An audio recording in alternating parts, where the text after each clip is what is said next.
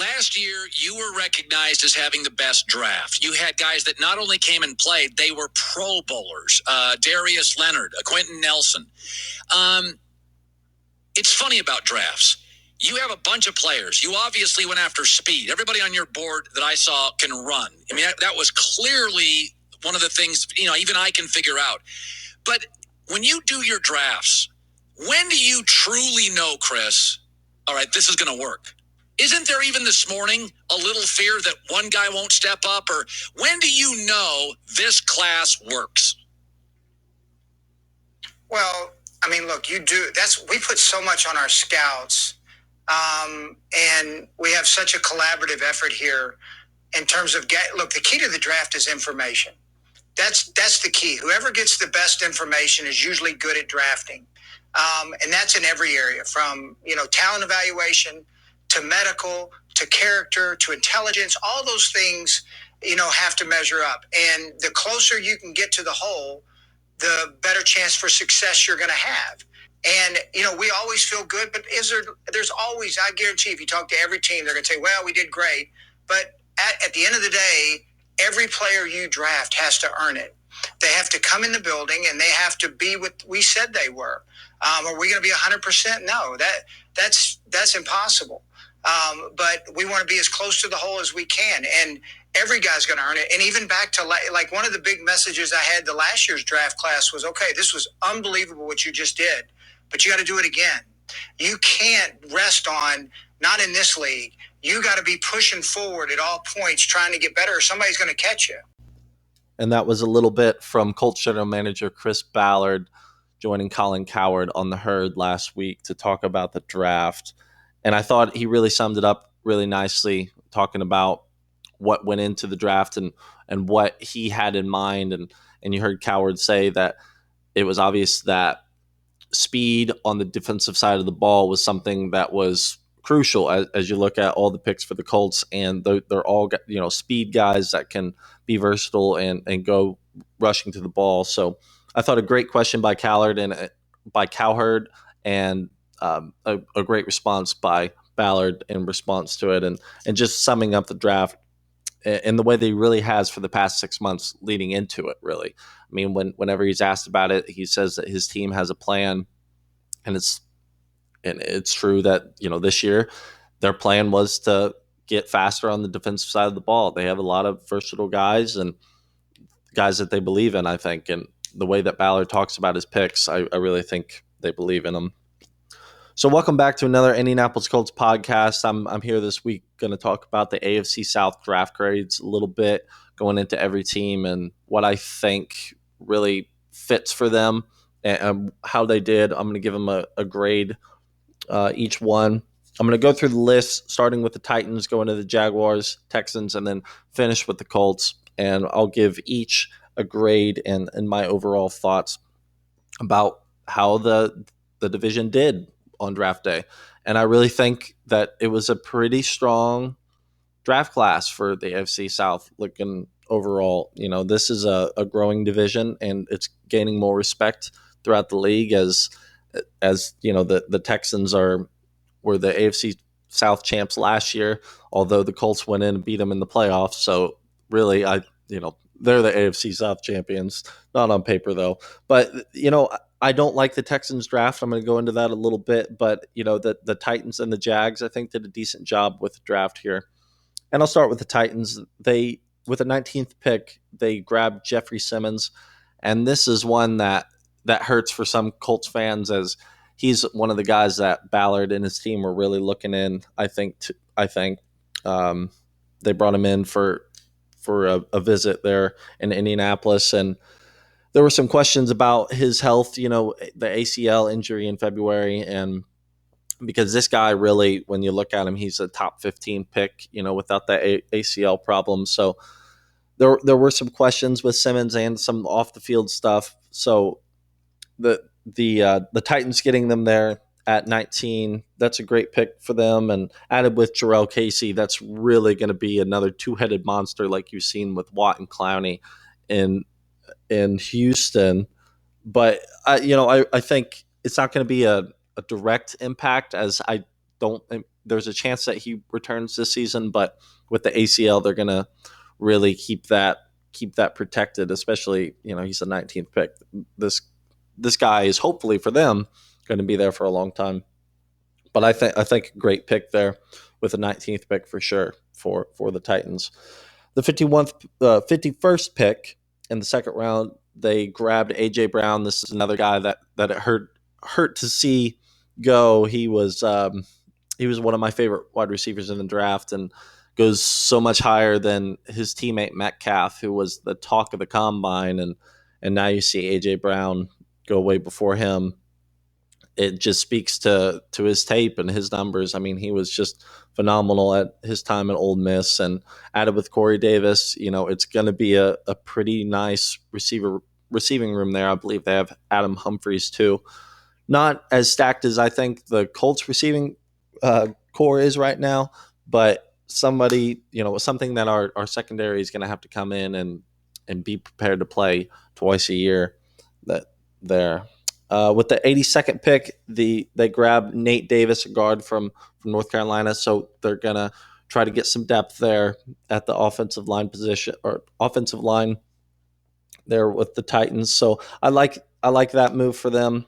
With the fourth round, 116th pick, they grabbed Amani Hooker, safety from Iowa. So there's another Hooker safety within the AFC South. This is another guy that I liked the Colts drafting somewhere in there. They ended up going with speed, but I liked Amani Hooker. He was a good pickup for them and somebody that had some pretty good tape.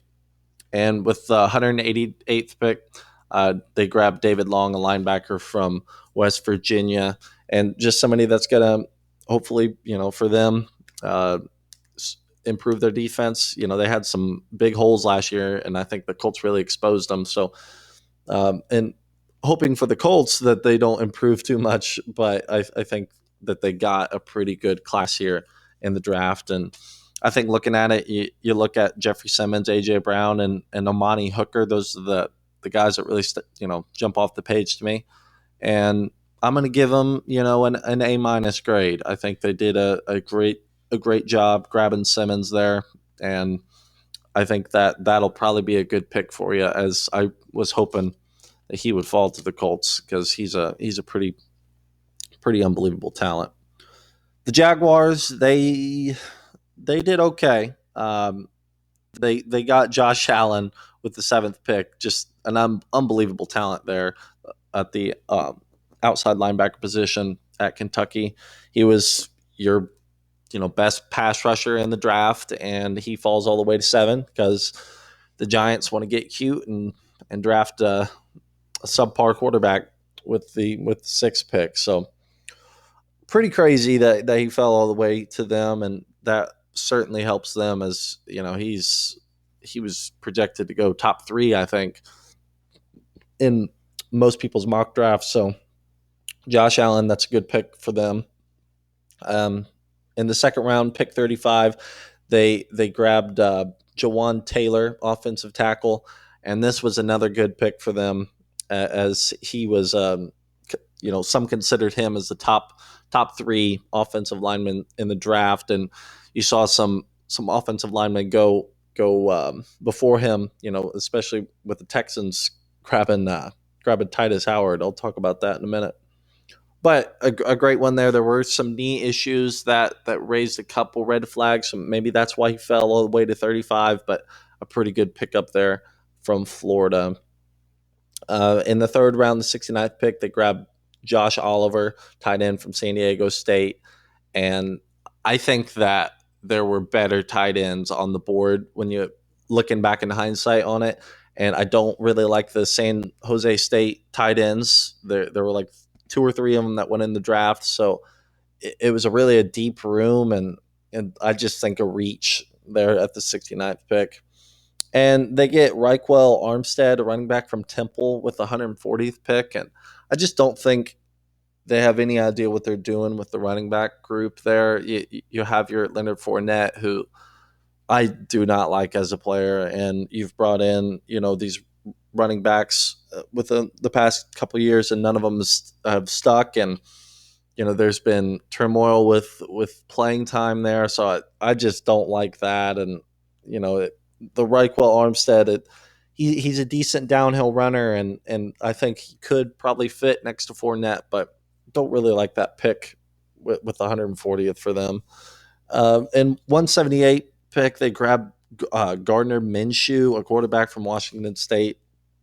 This guy is going to be destined to be a backup player, and that's really all they're hoping for, obviously, as they have Nick Foles. But just kind of weird that they grabbed a running back quarterback back to back there in the middle rounds, when I think that there were some other, they can upgrade on and make the defense even better. And I think that you look at the wide receiver room, and that's not really answered either, and they didn't grab a wide receiver. So kind of some weird questions there from the Jaguars, but I don't think a bad draft as you look at their top two picks, as I think those are going to be starters for them, come week one. But I'll give them a B. Looking at kind of the middle rounds, that's kind of where it goes haywire for me. But I like their top two picks. I'll give them a B. I'll go into the Texans now. They went and they got screwed basically by the Eagles. The Eagles traded up and grabbed who considered that one of the best offensive tackles in the league or in the draft before the Texans could at 23rd. So they ended up getting Titus Howard, offensive tackle from Alabama State, who, a lot of people pegged as a second round guy. So maybe a bit of a reach, but they understand that pass protection is going to be very crucial moving forward, as Deshaun Watson was the most sacked quarterback in the NFL last year. So, and looking how, across the board, the Colts, the Titans, and the Jaguars have upgraded at the defensive end position in one way or the other. So I really think they thought that they obviously know that, but it's going to be interesting to see how Titus Howard works out, as you spend a lot of draft capital there with the 23rd pick. This is then with the 54th pick, they picked Lonnie Johnson, a quarterback. I didn't like this pick. He was another guy that I was pegging third, fourth rounder, and you get him with your second pick here. I didn't like him compared with all the other corners that were available, and there were some holes with him. I did look at him when I was doing my mock drafts, so I didn't like that one. And with the 55th pick, they had two in a row. They picked Max Sharping, offensive tackle from Northern Illinois, and he's not a polished pass blocker, so he can struggle against fast edges, and you look at that, and it's just not real good. As you're looking at Josh Allen and Jeffrey Simmons when he's healthy are going to be coming in rushing the quarterback. So pretty strange, but they pick Max Sharping there as with another offensive tackle position. So they're just trying to build their offensive line depth. With the 86th pick, they grabbed Kahale Waring, another tight end from San Diego State, just like I mentioned with the Jaguars grabbing. I don't like it.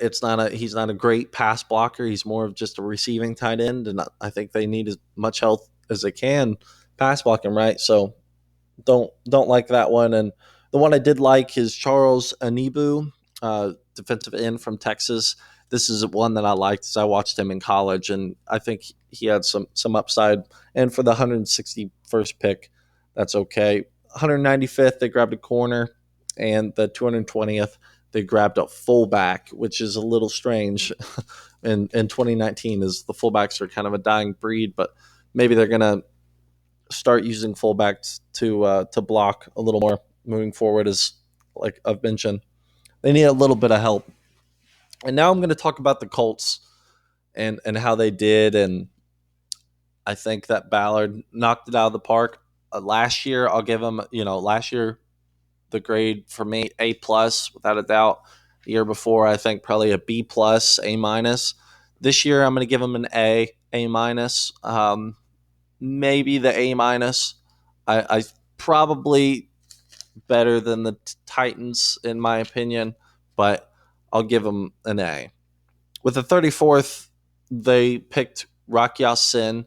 I think you look at what Mike DeReese, the Colt scout, has said. He's got swagger. He's a talker. He's physical. He's competitive.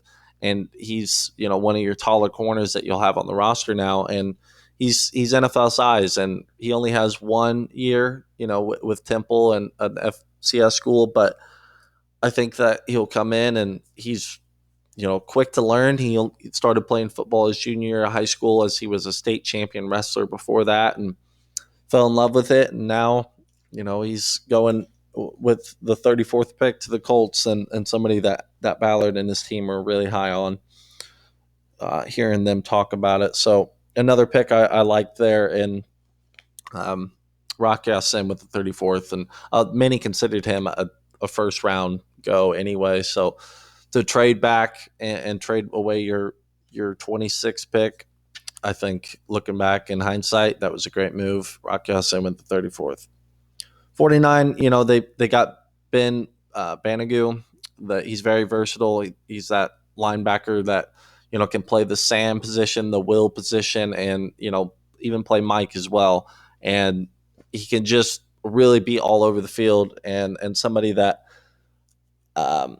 can play in Eberflus's defense, and I think can excel. And I think that the beginning it'll be situational Sam play, but we'll see, how he fits in, and guys like Isaac Walker, Zaire Franklin, those guys are really going to have to step it up and show that they're worth on the team moving forward. So I like this pick with the 49th, and I think that was a guy that Ballard was really happy to get.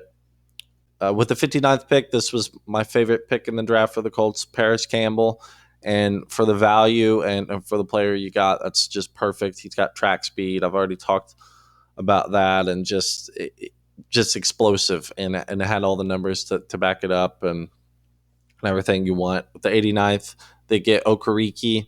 And this guy, he's built like Darius Leonard. When you look at him and you look at his tape and how he flies to the ball, I really like it. And it's obvious that Ballard loves, Darius's ability to be versatile and be, quick to the ball. And that's what made him the leading tackler last year. And they're hoping that Okereke can kind of do the same thing. They grab Corey Willis, and Ballard had him as one of the best tackling safeties in the draft.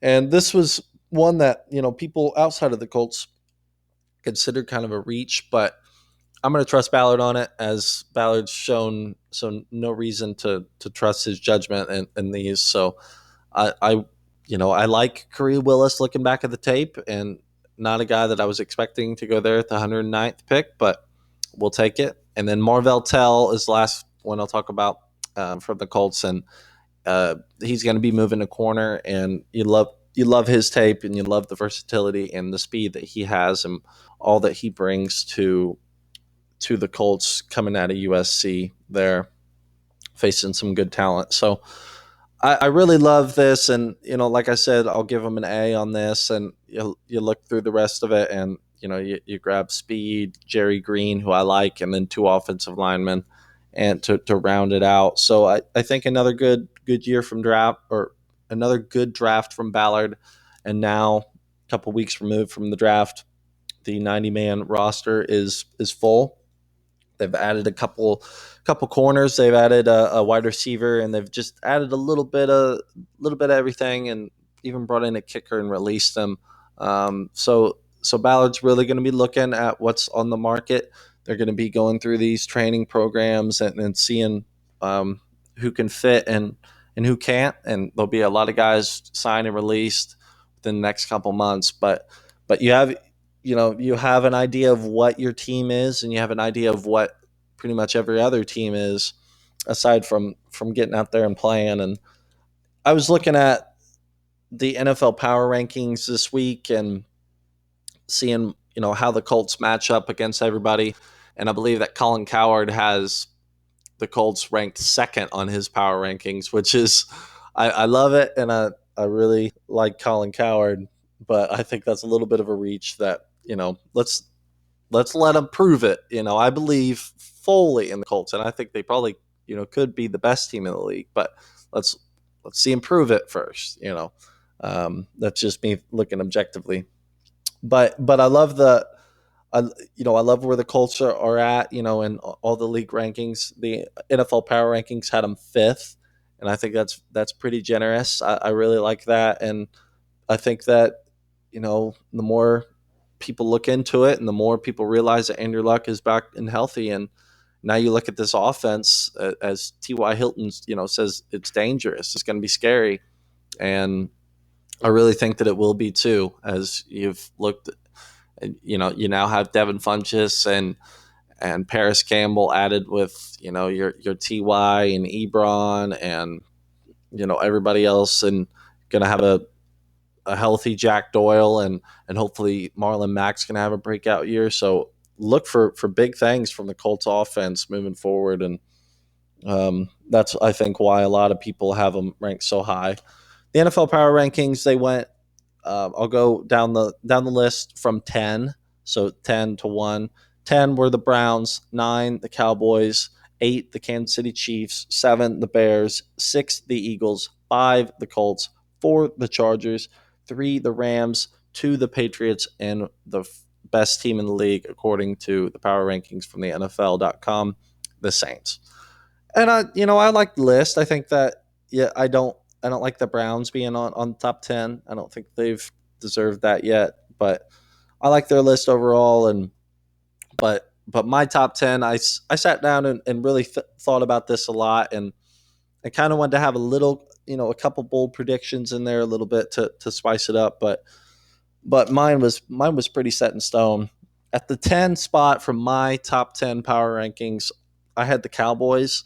I think that you look at what they did this year with the draft, and it's going to be a prove it year for Dak as he's running out of his rookie contract, and I think that Zeke is going to have to step it up this year, and I think he can be one of the best running backs in the league. So the Cowboys at 10.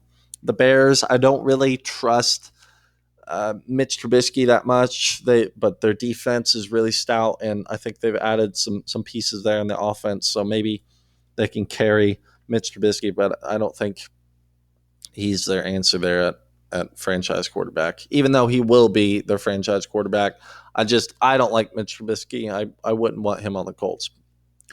The 8th spot, and this is one that differed from the NFL power rankings, as they had them at like 15. I had the Steelers. I think the Steelers, now that you've gotten rid of Drama Brown and Le'Veon, who I still think highly of, but you got rid of all of that. You've extended Big Ben to a contract, and now you've got Juju. You added a wide receiver in the draft, and I think that they had a pretty good draft looking at what they did too, and added some to some key spots. But what Ballard has always talked about is culture in the locker room mattering, and as soon as you get Antonio Brown, who's been nothing but trouble for you, I think it's not a bad move, and I think that they're going to win the division and shock a lot of people. I'll have them at 8. The 7, the Eagles, they had a good draft. Carson Wentz is coming back, and this is a team that just won the Super Bowl not too long ago against the Patriots. So I really think that they have a pretty stout team, and they can come out. They have a pretty good coach with Doug Peterson there, and I think a lot of the Eagles, and they'll probably win the division over the Cowboys this year. The 6th spot, I had Kansas City, and this is one where it's really tough because I think that Patrick Mahomes is going to have a step back. I don't think he's going to replicate his 5,000 yards, 50 touchdowns, which was impressive last year, but it's looking like Tyreek Hill is going to be gone. You've lost guys on the defense. Justin Houston, D Ford are gone. You added that rusher from Seattle, but it's just a depleting defense and kind of one that's shifting trends a little bit as they're going to change up their scheme. So I don't know. I still think it's a tough team and one that, the Colts are going to have to play, and it's going to be, we're going to see who the Colts are made of in the first 5 weeks. But, this 6 right now after the draft and everything, I'm going to have Kansas City there. Fifth, I'm going to have the Saints. And this is one, Drew Brees is getting older. You say that every year about Brees and Brady, but I just think that, they were hot last year and then they finished not so hot.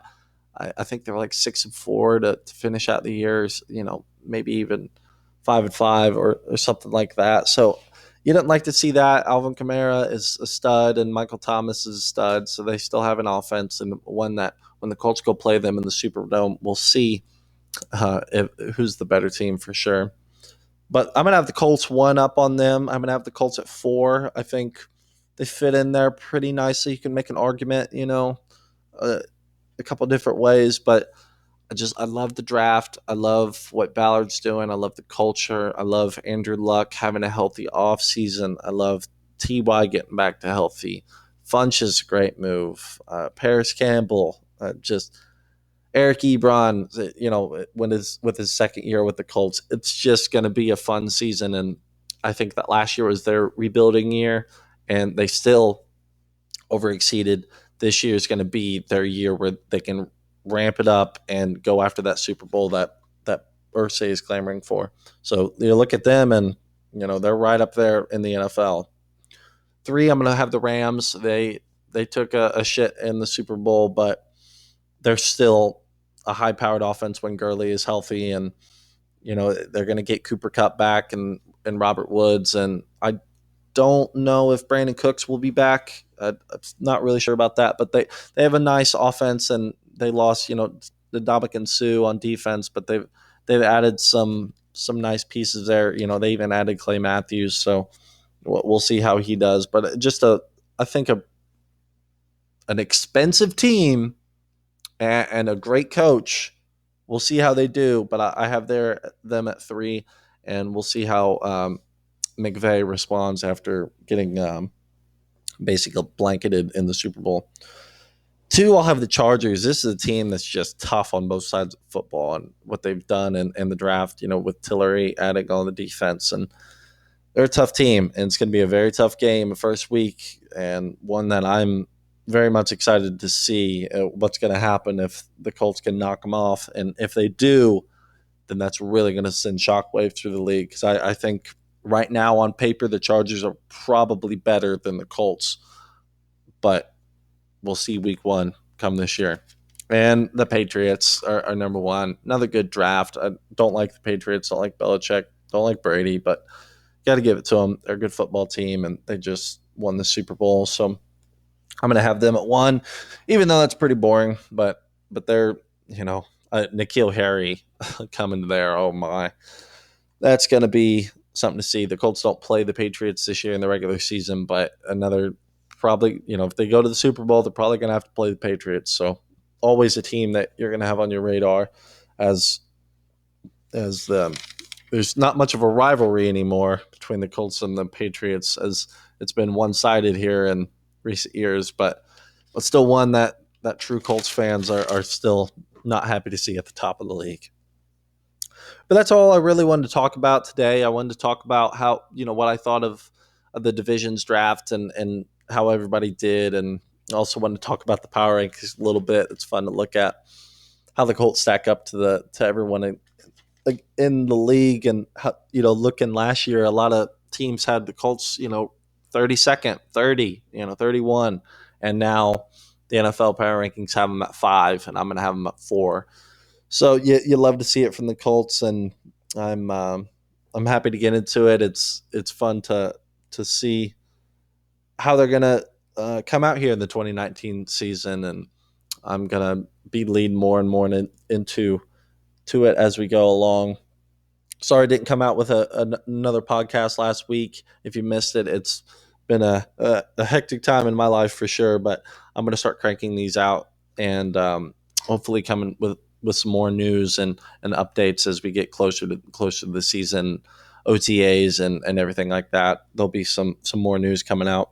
But that's what I wanted to give, and hopefully it gives you another insight into the AFC South as a whole, and how they turned out as a draft, and my thoughts on it. So looking back on it, Colts probably had the best in the draft. I gave them an A. Tennessee at 2, A-. Jaguars with a B plus B, and then the Texans with a C plus. I think that they had the weakest draft of the class, even though I don't think theirs was awful. I don't think it was a New York Giants draft, but not one that I liked compared to the others in the division. So that's all I want to talk about today. Thanks for listening, and subscribe and like the video, and leave a comment if you haven't. I really appreciate it, as will check those out. And have a good rest of your week. I'll be back with another one.